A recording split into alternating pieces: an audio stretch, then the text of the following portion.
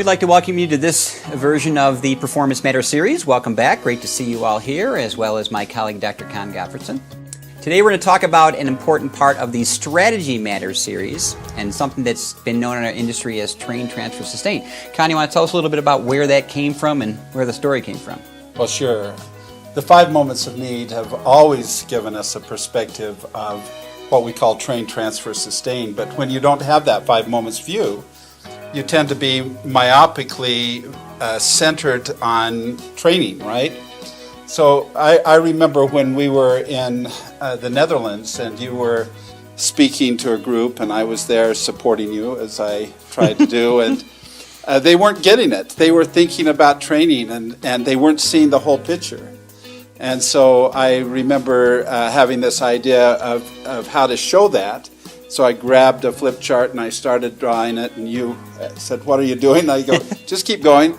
I did it, train, transfer, sustain, showing that, and turned and shared it with everybody, and their look was like, "I have no idea what he just said." You then made it make sense, and train, transfer, sustain was born. We have used that to help people understand the full scope of the journey of learning. Well, I am the evangelist. You after are. all. You are. Yeah. So let's talk more about this full journey thing. And I think you're onto something, Con. And what I love about Train, Transfer, Sustain is that it does pivot on the journey, right? And what it did for me, and of course I was up in front trying to sell, if you will, 5 moments. And to your point, that shift from a training mindset to performance is so hard for instructor designers to make because we are so ingrained in an ADDIE training first model, is that it really pivots on what's most important, and that is that a learner really goes through 3 parts of their evolution, becoming and remaining effective performers. And clearly there's that first part that we're all so familiar with, we're all very mired in, that helps people master stuff. They come into some type of event, digital, in-person, virtual, but e-learning, but the reality is it's knowledge first, event-based, and we hope when it's done they leave knowing more, right? And that is clearly an important part of the journey towards becoming an effective performer, but it is really only what we call the mastery part, right? Yep. What mastery complements, though, them into what? Well, it takes them to, you've got to move from mastery to competence, right? Mm-hmm. You've got to somehow take whatever it is that you mastered, at whatever level you've mastered it, and then somehow figure out how to integrate all of that into a cohesive skill set in the real world to perform competently on the job. Now what happens, we know, and this is the infamous thing about training, this is clearly the elephant in the room, is that, and we've talked about this before, is that as good as I could be in that training moment, and I worked hard at being effective at it, you have good days and bad days, but even when the students leave and walk out of that door, or click out of e-learning, or test out of compliance, the reality is, historically, they've been on their own, right? We just cross our fingers and hope, give them some good stuff, maybe a binder, or something like that. But the reality is, we all know that the death spiral of instruction begins. It does. The whole, what we call the Eppinghaus curve, right? The research that he did to show how rapidly and how steep the decline or the loss of whatever was learned in a learning event. And the bottom line is that transfer phase, as we call it, is so critical, right? That is what it's really all about. The mastery thing's important, but to what end?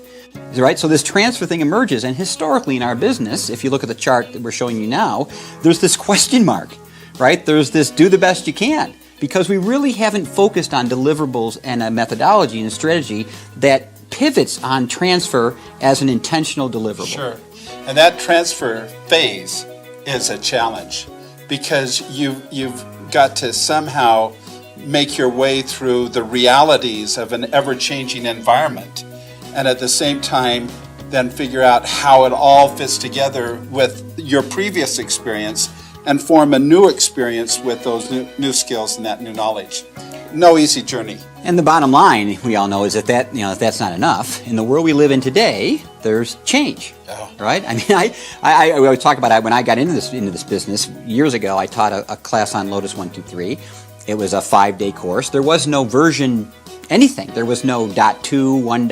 It was just kind of what it was. And so the word upgrade in that world didn't even exist. So we had this belief that that knowledge, that mastery, that level of competency we hoped they read could ride their lifetime. Well, we don't live in those times anymore, right? So as you see on the chart, this really important in the world today, world of sustain, is probably maybe more important than the first two, because it really is the world we live in every day. I mean, so the constant churn of remaining competent, keeping up, but we all hope that the dream is that learners can somehow be enabled to become more competent, grow in their journey. You know, intentionally, one of the 5 moments is change. That's where you have to unlearn to relearn. And in the world of change, if I have worked in a certain way, if I've learned something and then had it reinforced over time, and then I have to unlearn it to relearn a new way of doing something, that is the greatest training challenge that there is. And frankly, you can't train your way out of it. It takes so much more. It requires a reinforcement and a level of performance support to help you navigate that real challenge. So friends, the chart you're seeing is Train, Transfer, Sustain. It has been around before 5 moments. It's been a reality of the learning journey forever. But now the good news. Yeah, the good news is when you build a 5 moments of need solution, then you have the ability to optimize that whole process.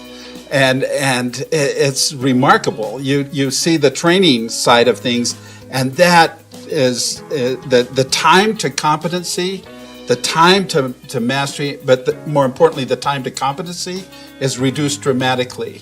The footprint of training is reduced. The time to effective performance is reduced. And then the ability to navigate change in a cohesive, rapid, effective manner is just where the 5 moment solution really pays for itself. And if you notice in the two charts, one of the more powerful things from the learner's perspective is those question marks you saw on slide 1 are gone. Right? This is an enablement model. It targets not just the mastery, which is important. We'll talk a lot more about that in future series.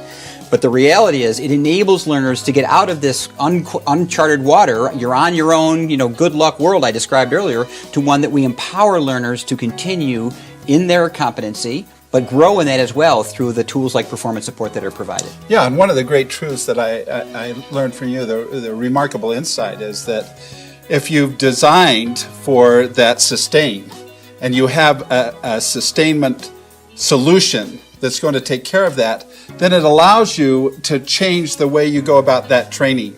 And that is, you're training to independence, and you're training them to be able to use that performance support solution, that 5 moment solution, to be able to navigate the transfer phase and really be efficient in your sustainment.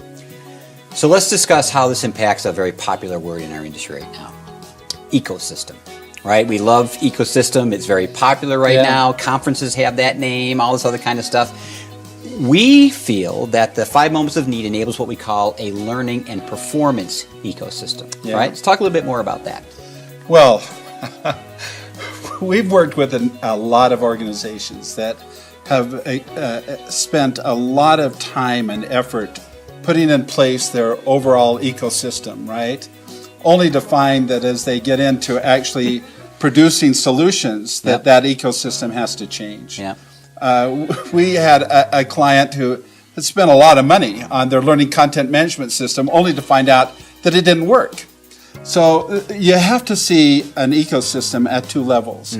There's the macro, the overarching ecosystem that has technologies and processes and all of that.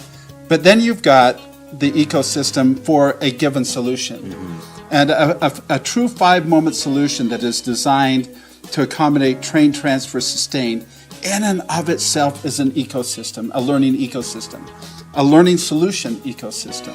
And when you get that right multiple times, then you start to build your overarching ecosystem. You find what it really needs to be. And so we tend to go at this backwards, trying to boil the ocean and put the whole ecosystem together, when in reality, if we'd learn how to do a true learning solution ecosystem multiple times, then we begin to chart where the larger course needs to be. Well, what's interesting, Con, is that agile is a very popular word in our business right now, right? And it lets you, and so is learning transformation. We hear all these words of an approach to strategy. It lets you keep. What I love about this is it lets you keep your eye on strategy, but in an iterative, realistic way. Yeah.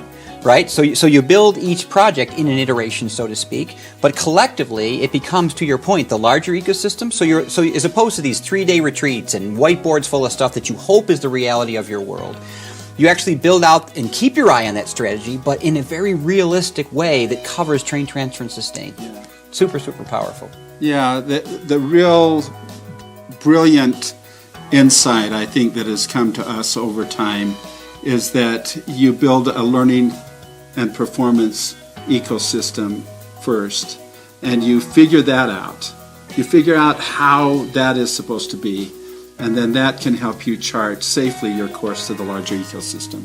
It's all about train, transfer, sustain in a 5 moments world. Absolutely.